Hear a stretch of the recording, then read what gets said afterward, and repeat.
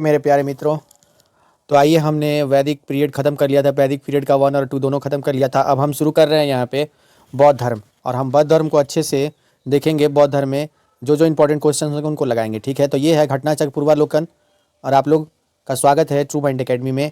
True mind academy पर आप सभी का स्वागत है। तो आइए शुरू करते हैं।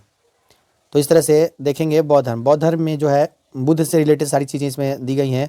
तो हम बौद्ध धर्म को एक एक क्वेश्चन को अच्छे से डील करते हैं। तो सबसे पहला क्वेश्चन आपके कंप्यूटर स्क्रीन पर आपके उस पर रहा, ये रहा, देखिएगा। गौतम बुद्ध का जन्म कब हुआ? गौतम बुद्ध का जन्म 563 ईसा पूर्व में हुआ था दोस्तों, याद रखिएगा आप लोग। गौतम बुद्ध का जन्म 563 ईसा पूर्व में। तो आइए कुछ इसका डिस्क्रिप्शन देख लेते हैं। गौतम बुद्ध का जन्म कपिलवस्तु के निकट लुम्बिनी में 563 ईसा पूर्व में हुआ था। उनके पिता का नाम सुशोधन शाक्य कुल के प्रधान थे तथा माता का नाम माया देवी कोलिय गणराज्य कोलिय वंश की कन्या थी। 29 वर्ष की अवस्था में उन्होंने गृह त्याग किया, और जिसे बौद्ध ग्रंथों में महाविनिष्क्रमण, याद रखिएगा आप लोग, महाविनिष्क्रमण की संज्ञा दी गई है। उन्हें महाविनिष्क्रमण की संज्ञा दी गई है। किसको दी गई है? मतलब इस प्रोसेस को, इस घटना को महाविनिष्क्रमण कहा गया है, जब गौतम बुद्ध ने 29 वर्ष की अवस्था में अपने घर को त्यागा था। तो आप यहाँ तक ये बात ध्यान रखिएगा कि 563 में इनका जन्म हुआ है और 29 वर्ष की अवस्था में ये घर को त्यागे हैं, और इस घटना को, घर के त्यागने की घटना को महाविनिष्क्रमण कहा जाता है। चलिए आगे चलते हैं 2 नंबर क्वेश्चन में।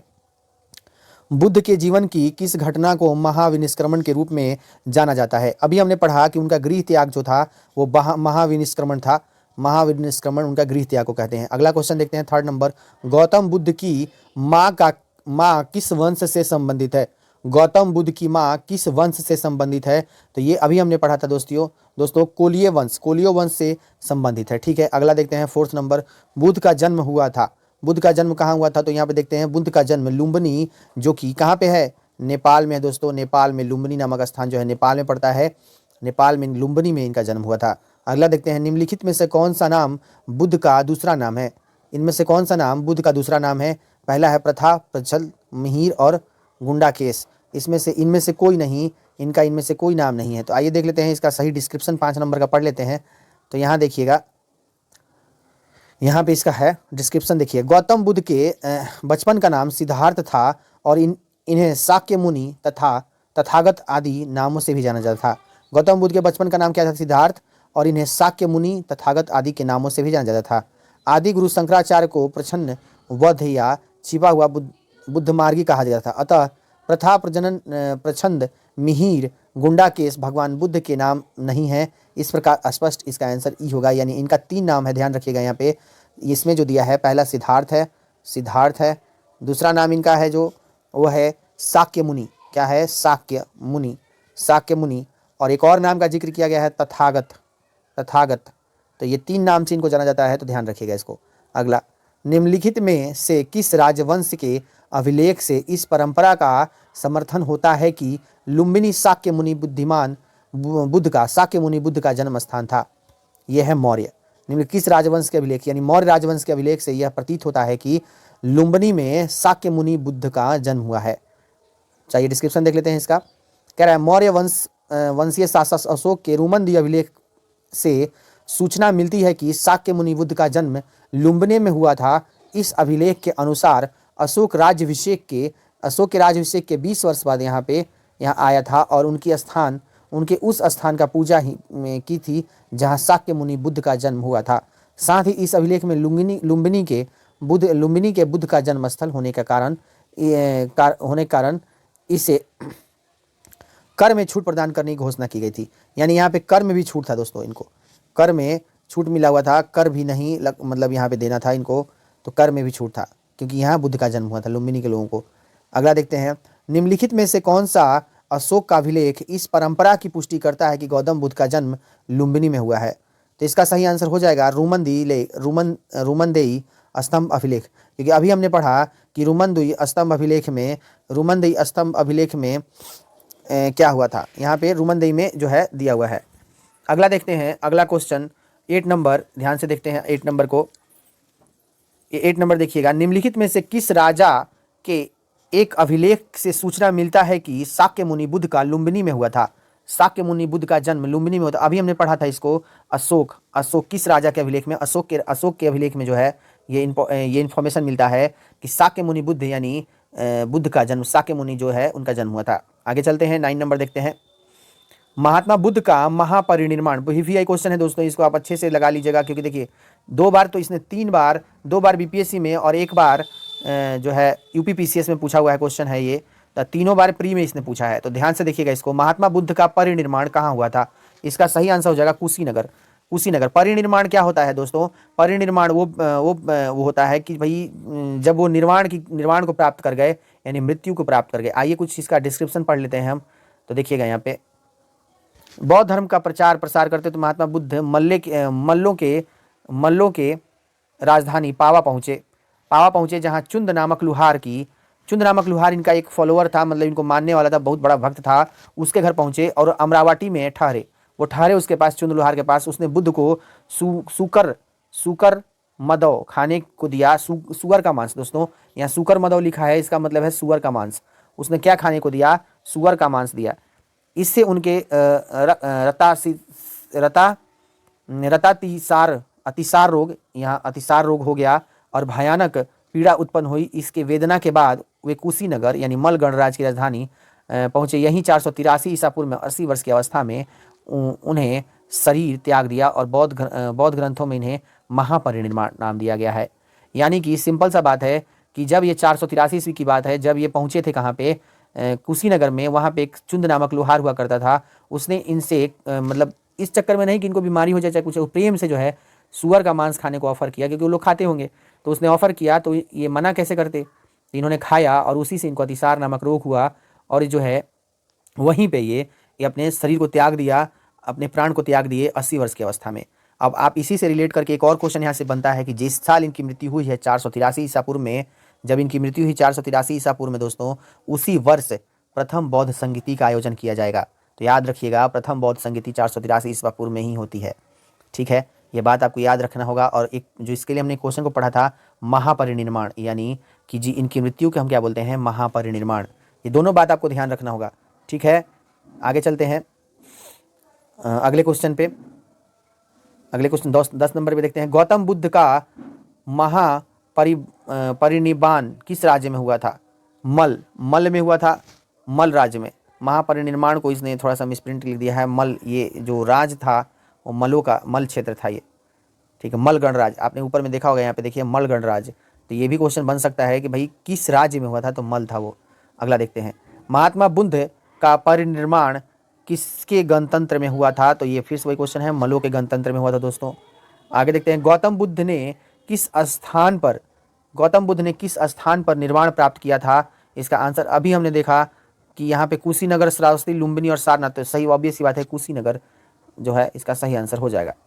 आगे देखते हैं, महापरिनिर्वाण मंदिर अवस्थित है, कुशीनगर में अवस्थित है, कुशीनगर में अवस्थित है। अगला देखते हैं 14 नंबर देखते हैं दोस्तों। आइए 14 नंबर देख लेते हैं। निम्नलिखित राज्यों में से किनका संबंध बुद्ध के जीवन से था?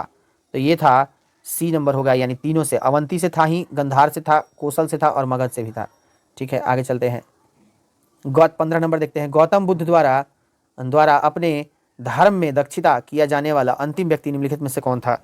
गौतम बुद्ध के द्वारा अपने धर्म में दीक्षित किया जाने वाला अंतिम व्यक्ति कौन था? तो वो था डी, सुभद्र था। इसका सही आंसर सुभद्र हो जाएगा। आइए इसका डिस्क्रिप्शन थोड़ा देख लेते हैं। अपने जीवन के अंतिम वर्ष में गौतम बुद्ध अपने शिष्य चुंद के यहाँ पावा पहुँचे। यहाँ सुकर मधवा भोजन सामग्री खाने से वे अतिसार रोग से पीड़ित हो गए। फिर वे पावा के कुशीनगर चले गए। यहीं पर सुभद्र को उन्होंने अपनी अंतिम उपदेश दिया था। ठीक है, अगला चलते हैं। बुद्ध द्वारा रूपांतरित निम्न व्यक्तियों में से कौन सा अंतिम था? सुभद्र था अंतिम, इसी को ज्ञान की प्राप्ति हुई थी। अगला क्वेश्चन देखते हैं। बुद्ध ने अपने जीवन में अंतिम वर्षा ऋतु कहाँ बिताई थी? ये क्वेश्चन एग्जाम में भी बहुत बार आया है। वैशाली में बिताई थी उन्होंने अंतिम वर्षा जो है वैशाली में उन्होंने बिताया था। यहाँ देख लेते हैं। महापरिनिर्वाण सूक्त से उन्हें जीवन में विविध आयामों एवं काल का निर्धारण किया जाता है, जिसके अनुसार बुद्ध ने अपने जीवन के अंतिम वर्ष ऋतु वैशाली में बिताई थी। ठीक है, अगला देखते हैं। 18 नंबर, निम्नलिखित में से कौन सा एक बौद्ध निम्नलिखित में से कौन सा एक बौद्ध मत में निर्माण की अवधारणा की सर्वश्रेष्ठ व्याख्या करता है? तो ये हो जाएगा तृष्णा रूपी अग्नि का समन। ठीक है, अगला देखते हैं। 19 नंबर देखिएगा, अलार कलाम कौन थे? अलार कलाम कौन थे? बुद्ध के गुरु थे। ये याद रखिएगा, बहुत इंपॉर्टेंट क्वेश्चन है। अलार कलाम कौन थे? बुद्ध के गुरु थे। ठीक है दोस्तों, 20 नंबर देखिएगा, महात्मा बुद्ध ने अपने पहला धर्म चक्र प्रवर्तक किस स्थान पर दिया था? इसका सही आंसर हो जाएगा दोस्तों सारनाथ। इसका सही आंसर हो जाएगा सारनाथ। सारनाथ में उन्होंने पहला धर्म चक्र परिवर्तन की बात कही थी। अगला क्वेश्चन देखते हैं, किस नंबर 21 नंबर देखते हैं। बुद्ध ने अपना उपदेश कहाँ दिया था? बुद्ध ने अपना उपदेश सारनाथ, अभी हमने पढ़ा, सारनाथ उन्होंने अपना पहला उपदेश दिया था। अच्छा, अगला, सारनाथ में अपना प्रथम प्रवचन किसे दिया था? सारनाथ में तो उन्होंने महात्मा बुद्ध ने सारनाथ में अपना पहला प्रवचन किसने दिया था? महात्मा बुद्ध ने। यहाँ पे कंफ्यूज करने के लिए उल्टा किया हुआ है, महावीर, शंकराचार्य, गुरु नानक दिया है, तो इसका सही आंसर महावीर हो जाएगा। अगला देखते हैं, गौतम बुद्ध अपना प्रथम उपदेश कहाँ दिए थे? वही क्वेश्चन फिर से रिपीटेड है, सारनाथ में। अगला देखते हैं, ग्रंथों में उल्लिखित धर्म चक्र परिवर्तन है, वह है सारनाथ में दिए गए प्रथम उपदेश। ठीक है दोस्तों, अगला देखते हैं, धर्म चक्र परिवर्तन कहाँ गया था? सारनाथ में किया गया था। अगला देखते हैं, बुद्ध ने सर्वाधिक उपदेश कहाँ दिए थे? बुद्ध ने सर्वाधिक उपदेश दिया था कहाँ पे? श्रावस्ती में। बुद्ध ने सर्वाधिक उपदेश कहाँ दिया? श्रावस्ती में दिया था। ठीक है दोस्तों, आगे चलते हैं। 27 नंबर क्वेश्चन देखिएगा, बुद्ध कौशाम्बी किसके राज्यकाल में आए थे? बुद्ध कौशाम्बी किसके राज्यकाल में आए थे? तो ये था बी, उदयन के राज्यकाल में आए थे। ठीक है, अगला देखिएगा, बुद्ध की मृत्यु के पश्चात प्रथम बौद्ध संगीति की अध्यक्षता की गई थी। बुद्ध की मृत्यु के पश्चात प्रथम बौद्ध संगीति की अध्यक्षता की गई थी महाकश्यप के द्वारा। अगला देखते हैं, पढ़ लेते हैं इसके बारे में थोड़ा सा। प्रथम बौद्ध परिषद बुद्ध की मृत्यु के तत्काल बाद राजगृह में सप्ताणी गुफा में हुआ। इस समय मगध का शासक अजातशत्रु था। इस संगीति की अध्यक्षता महाकश्यप ने की तथा इसमें बुद्ध के प्रमुख शिष्य आनंद और उपाली भी उपस्थित थे। इसमें बुद्ध की शिक्षाओं का संकलन हुआ। उन्हें सुत और विनय पिटक नामक 2 पिटकों में विभाजित किया गया। ठीक है दोस्तों, यहाँ पे सुत पिटक और विनय पिटक 2 विभाजित किया गया था तथा आनंद तथा उपाली क्रमशः धर्म और विनियम प्रमाण माने गए। ठीक है दोस्तों, तो आगे चलते हैं। प्रथम बौद्ध परिषद का संचालन निम्नलिखित में से किस एक ने किया? ये किए थे महाकश्यप। आगे देखते हैं, सप्ताणी गुफा स्थित है कहाँ पे? राजगृह में। याद रखिएगा आप लोग, राजगृह में है। ठीक है दोस्तों, आगे चलते हैं। भगवान बुद्ध के महापरिनिर्वाण के बाद पहली बौद्ध संगीति कहाँ की गई थी? बुद्ध के महापरिनिर्वाण के बाद महात्मा बुद्ध के महापरिनिर्वाण के बाद पहली बौद्ध संगीति कहाँ की गई थी? तो ये इसका सही आंसर हो जाएगा राजगीर में, जो है बिहार के राजगीर में दोस्तों प्रथम बौद्ध संगीति का आयोजन किया था, जो पहले ही मैंने क्वेश्चन बताया 483 ईसा पूर्व में। कब हुआ था? 483 ईसा पूर्व में किया गया है।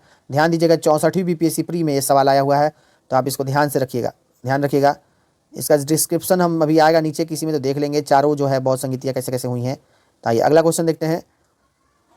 कश्मीर में कनिष्क के शासनकाल में जो बौद्ध संगीति आयोजित हुई थी उसकी अध्यक्षता निम्नलिखित में से किसने की थी?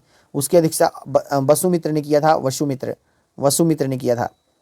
ठीक है दोस्तों, बौद्ध धर्म की चौथी संगीति कुषाण शासक कनिष्क के राज्यकाल में कश्मीर में कुंडल वन में हुई थी। इसकी अध्यक्षता वसुमित्र ने की थी तथा अश्वम घोष इसके अध्यक्ष बने थे। अगला देखते हैं, बौद्ध धर्म की महायान शाखा औपचारिक रूप से किसके शासनकाल में प्रकट हुई? अजातशत्रु, अशोक, धर्मपाल और कनिष्क। इसका सही आंसर हो जाएगा कनिष्क। आगे चलते हैं। कनिष्क के शासनकाल में बौद्ध सभा किस नगर में आयोजित की गई? कश्मीर में की गई। कहाँ की गई? कश्मीर में की गई दोस्तों। कहाँ पे? कश्मीर में। कनिष्क के शासनकाल में ये चौथी बौद्ध संगीति थी और ये कश्मीर में आयोजित की गई थी। कनिष्क के शासनकाल में बौद्ध सभा किस नगर में आयोजित की गई? तो कश्मीर में की गई थी। आगे चलते हैं। किस शासन काल में चतुर्थ बौद्ध संगीति का आयोजन किया गया था? अभी हमने पढ़ा था कनिष्क के शासनकाल में चौथे बौद्ध संगीति का आयोजन किया गया था। अगला देखते हैं, चतुर्थ बौद्ध संगीति परिषद हुई थी कनिष्क के शासनकाल में। फिर से वही रिपीटेड क्वेश्चन है। आगे चलते हैं, आगे चलते हैं दोस्तों। इनमें से किस शासक ने चतुर्थ बौद्ध संगीति कश्मीर में आयोजित किया? तो यह है कनिष्क। निम्नलिखित पर विचार कीजिए।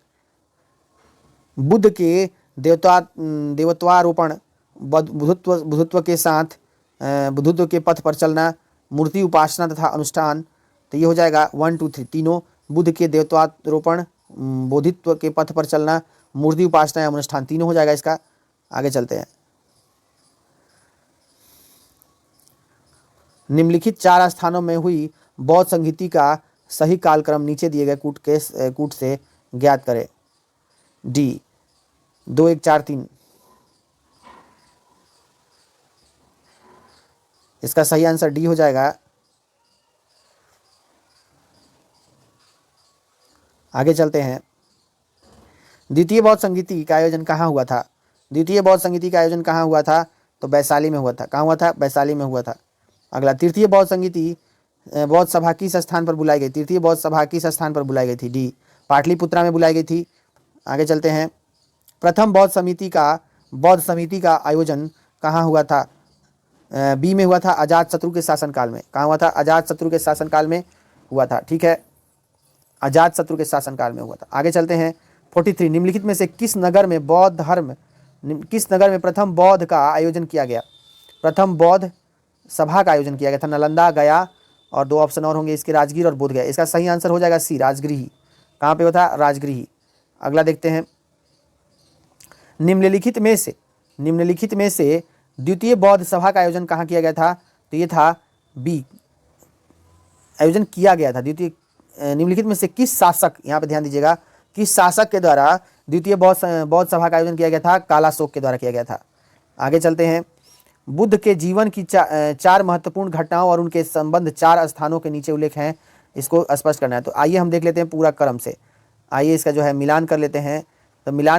तो यहाँ देखिएगा ध्यान से। यहाँ पे पहला है जन्म उनका कहाँ हुआ दोस्तों? तो मैंने अभी बताया आपको, लुम्बिनी में जन्म है। कहाँ? लुम्बिनी में जन्म हुआ है। ज्ञान प्राप्ति उनको कहाँ हुई है? ज्ञान प्राप्ति उनको जो हुई है बोध गया में हुई है दोस्तों। ज्ञान की प्राप्ति बोध गया में। तीसरा, प्रथम प्रवचन उन्होंने कहाँ दिया है? सारनाथ में दिया है। अच्छा, निधन कहाँ हुआ है जिसको हम महापरिनिर्वाण की संज्ञा देते हैं? तो वो हुआ है कुशीनगर में। तो आई थिंक आपको ये चीज़ याद रहेगा, बीपीएससी में क्वेश्चन पूछा हुआ है तो ध्यान रखिएगा इसको। आगे चलते हैं। भारतीय कला में बुद्ध के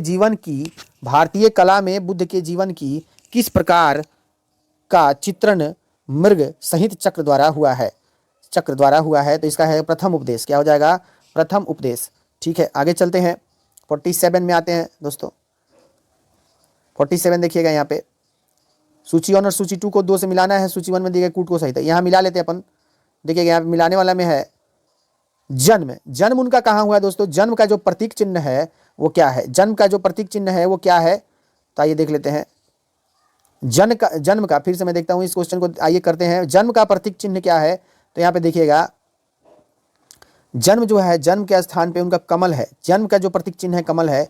प्रथम वाचन जो है वो है धर्म चक्र प्रवर्तक। अच्छा, सी महाबोधि का तात्पर्य है बोधि वृक्ष से। क्या है? बोधि वृक्ष से। त्याग के लिए क्या है? त्याग के लिए जो है घोड़ा है जो त्याग के लिए प्रतीत है। आगे चलते हैं।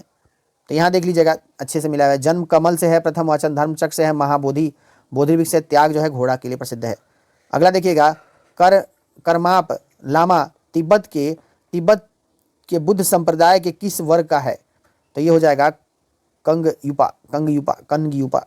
आगे देखिएगा, महात्मा बुद्ध के संबंध में निम्नलिखित में से कौन सा कथन सही है? उनका जन्म कपिलवस्तु में हुआ था। बिल्कुल सही बात है। उन्होंने बुद्ध गया में ज्ञान की प्राप्ति हुई थी, बिल्कुल सही भाई। इसीलिए बना है बोधि वृक्ष मंदिर जो बना हुआ है, बुद्ध के ज्ञान प्राप्ति के चलते ही वहाँ बना है, पीपल के वृक्ष के नीचे। उन्होंने वैदिक धर्म को अस्वीकार किया था। उन्होंने बौद्धिक धर्म का विस्तार, बिल्कुल सही बात है, उन्होंने स्वीकार किया था। उन्होंने आर्य सत्य का प्रचार किया था, बिल्कुल सही बात है। चौथा भी सही है। इस तरह से ये डी सही हो जाएगा, सभी के सभी सही हैं। आइए 50 नंबर क्वेश्चन देखते हैं। बोध गया में महाबोधि मंदिर बनाया गया है। बोध गया में महाबोधि मंदिर बनाया गया है। गौतम बुद्ध को ज्ञान प्राप्ति हुआ इसलिए। तो किस लिए बनाया गया? गौतम बुद्ध को ज्ञान प्राप्ति हुआ है इसलिए। आगे चलते हैं दोस्तों। बोध गया में बोधि वृक्ष अपने वंश की इस पीढ़ी का है। बोध गया में बोधि वृक्ष अपने वंश के इस पीढ़ी का है, तो यह है पंचम पीढ़ी का है।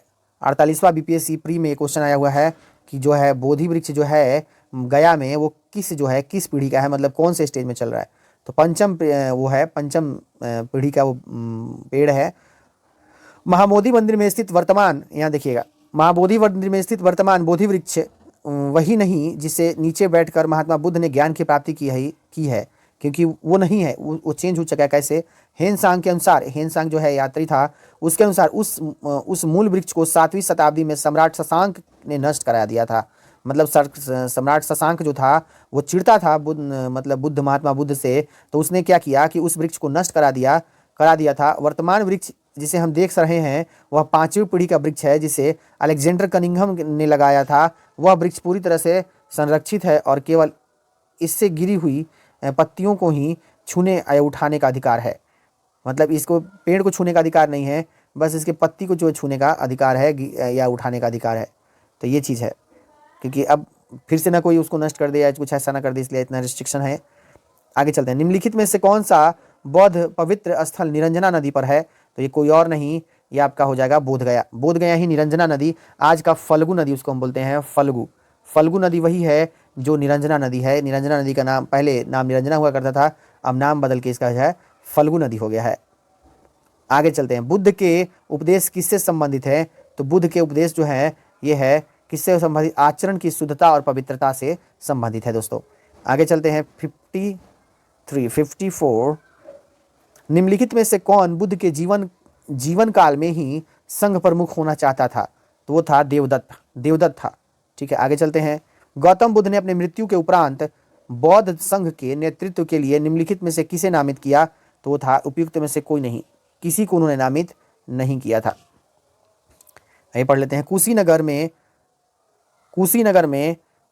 में सालवन में विश्राम के दौरान, मल्लों के सालवन के विश्राम के दौरान अपनी मृत्यु के पूर्व बुद्ध ने भिक्षुओं को निकट बुलाकर धर्मोपदेश दिया और आनंद श्याम, तुम ऐसा सोचो कि हमारे शास्ता चले गए, अब हमारा शास्ता नहीं। आनंद, ऐसा मत समझो, मैंने जो धर्म और विनय किए हैं मेरे बाद ही वे तुम्हारे शास्ता होंगे। इस प्रकार स्पष्ट है कि बुद्ध ने अपनी मृत्यु के उपरांत संघ के नेतृत्व के लिए किसी को नामित नहीं किया था, बल्कि अपने उपदेश को ही मार्गदर्शन बताया था। तो इस तरह से दोस्तों जो है हम इस वीडियो को यहीं रोकेंगे, क्योंकि एक और पार्ट बनेगा बुद्ध का, बौद्ध धर्म का, और उसमें पूरा बौद्ध धर्म कंप्लीट हो जाएगा, क्योंकि मैं इस वीडियो को और ज़्यादा लंबा करना नहीं चाहता। तो thank you for watching my video, और बहुत बहुत प्यार दीजिए आप लोग, जो है देखिए और सब्सक्राइब कीजिए, कमेंट कीजिए। Thanks for watching. और आप लोग थोड़ा सा ये भी ध्यान दीजिए दोस्तों कि क्वेश्चन लगाना बहुत ज़रूरी है। क्वेश्चन आप लोग लगा रहे हैं नहीं लगा रहे हैं वो आप लोग डिसाइड करिएगा, कि क्वेश्चन लगाना उतना ही ज़रूरी है जितना ज़रूरी है आपका पढ़ना। अगर आपको एग्ज़ाम निकालने हैं दोस्तों तो क्वेश्चन तो लगाने पड़ेंगे, चाहे कुछ भी आप कर लीजिए। अब आज लगा लीजिए, चाहे 2 साल के बाद लगा लीजिए, 6 महीने के बाद लगा लीजिए, लगाना तो पड़ेगा। ये उतना ही सच है जितना कड़वा ये सच है कि आपको पढ़ाई तो करनी पड़ेगी। इसी नोट्स के साथ मैं इस वीडियो को एंड करता हूँ। तो thank you for watching video again, और लाइक कमेंट सब्सक्राइब प्लीज़ करते रहिएगा। धन्यवाद।